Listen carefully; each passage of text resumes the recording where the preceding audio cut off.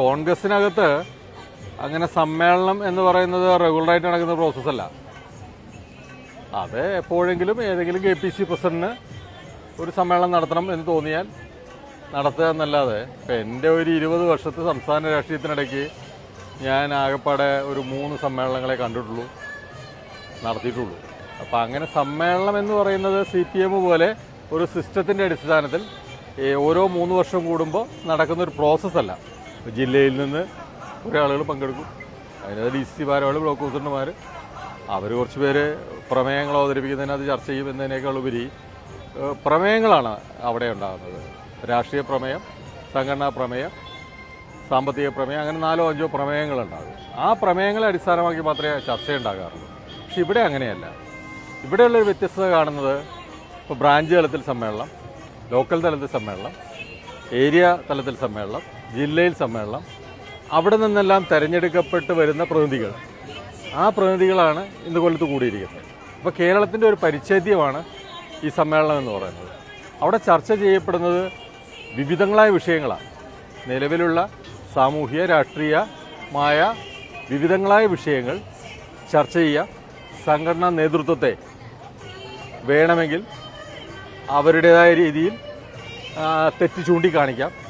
ഇപ്പോൾ കോൺഗ്രസിനകത്തൊക്കെ നേതൃത്വത്തിനെതിരെ തെറ്റ് ചൂണ്ടിക്കാണിച്ചാൽ പിറ്റേ ദിവസം അവൻ്റെ പണിയപ്പോൾ പോയി എന്ന് ചോദിച്ചാൽ മതി. പക്ഷെ ഇവിടെ അങ്ങനെയല്ല. അപ്പോൾ തികച്ചും ജനാധിപത്യപരമായിട്ട് സംഘടനയെ കെട്ടുറപ്പുണ്ടാക്കാൻ വേണ്ടി ഒരു സിസ്റ്റത്തിൻ്റെ അടിസ്ഥാനത്തിൽ ചെയ്യുന്ന സമ്മേളനങ്ങളാണ്. ആ സമ്മേളനത്തിന് ഒരുപാട് പ്രത്യേകതയുണ്ട്. ഇപ്പോൾ കഴിഞ്ഞ സമ്മേളനത്തിന് ഞാൻ സൗഹാർദ്ദ പ്രതിനിധിയായിട്ട് ഉദ്ഘാടന സമ്മേളനത്തിന് വന്ന് പോയതാണ്. ഈ സമ്മേളനമായപ്പോഴേക്കും എനിക്ക് സമ്മേളനത്തിന് മുഴുവൻ സമയം പ്രതിനിധിയാകാൻ പറ്റി. അതാ CPMൻ്റെ വേറൊരു പ്രത്യേകത. അല്ലാതെ ആരെങ്കിലും ഒരാൾ കൂടി വരുമ്പോഴത്തേക്കും പിറ്റേ ദിവസം പിടിച്ച് നേരെ അഖിലേന്ത്യാ നേതാക്കാക്കുന്നതല്ല. താഴെത്തുണ്ട്. ഞാൻ 2 വർഷം കാൻഡിഡേറ്റ് മെമ്പറായി നിന്ന ആളാണ്. ഞാൻ 2021 പാർട്ടിയിൽ വന്നതാണ്. കാൻഡിഡേറ്റ് മെമ്പറായി 2 വർഷം നിന്ന് മെമ്പറായി. അതിനുശേഷമാണ് ജില്ലാ കമ്മിറ്റിയിലേക്ക് വരുന്നത്. വീണ്ടും ഇപ്പോൾ സമ്മേളനത്തിൽ ജില്ലാ കമ്മിറ്റി അംഗമായി തിരഞ്ഞെടുത്തു. ഇപ്പോൾ സമ്മേളനത്തിൽ വന്നു. അപ്പോൾ ആര് വ്യക്തിക്ക് ഒരു പ്രാധാന്യമില്ല. ഇവിടെ സംഘടനയ്ക്കാണ് പ്രധാനം. സംഘടനയാണ് ബേസ്. അതിനകത്ത് വ്യക്തികൾ എന്ന് പറയുന്നത് അവരവരുടെ കോൺട്രിബ്യൂഷൻ ഉണ്ടെന്നുള്ളൂ. അല്ലാതെ വ്യക്തി അധിഷ്ഠിത രാഷ്ട്രീയമല്ല CPMൻ്റേത് എന്നുള്ളതാണ് CPM എന്ന് പറയുന്ന പാർട്ടിയുടെ ഏറ്റവും വലിയ പ്രത്യേകതയേക്കാണ്. കോൺഗ്രസിൽ എപ്പോഴും വ്യക്തി അധിഷ്ഠിത രാഷ്ട്രീയമാണ്. കാരണം ഒരു നേതാവ് പണ്ട് ഗ്രൂപ്പായിരുന്നു. K കരുണാകരനും A ആന്റണിയും 2 ഗ്രൂപ്പേ ഉണ്ടായിരുന്നു. അന്ന് പക്ഷേ കോൺഗ്രസിന് കുറച്ചുകൂടെ മാന്യതയുണ്ടായിരുന്നു. ഇന്ന് ഓരോരുത്തരും നേതാക്കന്മാരാണ്. അവരുടെ ചുറ്റും ഒരു ചെറിയ ആൾക്കൂട്ടം, അതൊരു ഗ്രൂപ്പാണ്. നിലപാടുള്ളവന് പ്രവർത്തിക്കാൻ പറ്റുന്ന പാർട്ടിയല്ല ഇപ്പോൾ കോൺഗ്രസ്. നിലപാടുകളുടെ അടിസ്ഥാനത്തിലാണ് ഇപ്പോൾ ഞാനാണെങ്കിലും സാറിനാണെങ്കിലും ഇതുപോലുള്ള ആളുകൾ വരുന്നത്. സമൂഹത്തിൽ ആളുകൾ കണ്ടാൽ ഛേ എന്ന് പറയുന്ന ആളുകളെ കൂടെ നിർത്തി അവനെ ഏറ്റവും വലിയ പദവിയിലേക്ക് എത്തിച്ച് ഇതെന്നെ കൊണ്ട് പറ്റുമെന്ന് പറഞ്ഞ് മറ്റുള്ളവരെ കൊണ്ടുവരുന്ന രാഷ്ട്രീയമാണ് ഇന്ന് സുധാകരൻ്റെയും സതീശൻ്റെയും രാഷ്ട്രീയം. ബാക്കി സംസ്ഥാനങ്ങളിലൊക്കെ CPMൻ്റെ സംഘടനാ വലുപ്പത്തിനനുസരിച്ച് ഇതേ ആത്മാർത്ഥതയോടുകൂടി എവിടെ ഏത് സമ്മേളനം നടക്കുമ്പോഴും ആത്മാർത്ഥതയുടെ ലെവൽ എന്ന് പറയുന്നത് ഒന്ന് തന്നെയാണ്.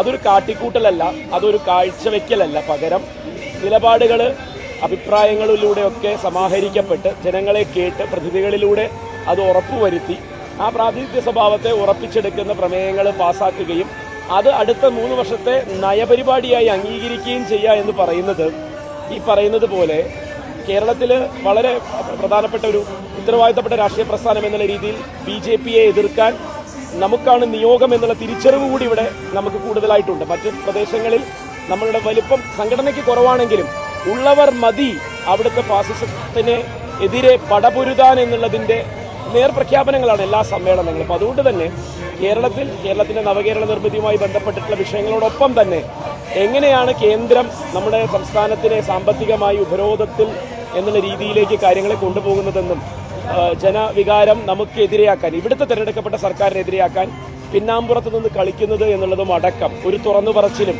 അതിനെ എതിർക്കുകയും ഒപ്പം വർഗീയ നിലപാടുകളുമായി മുന്നോട്ട് പോകുന്ന BJPക്ക് കേരളമാണ് ബദൽ, സോഷ്യലിസമാണ് ബദൽ എന്നുള്ളതും കമ്മ്യൂണിസമാണ് അതിൻ്റെ യഥാർത്ഥ പോരാട്ടം BJPക്കെതിരെ നടത്തുന്നത് എന്നും വിളിച്ചുപറയലും കൂടിയാവുകയാണ് നമ്മുടെ സമ്മേളനം.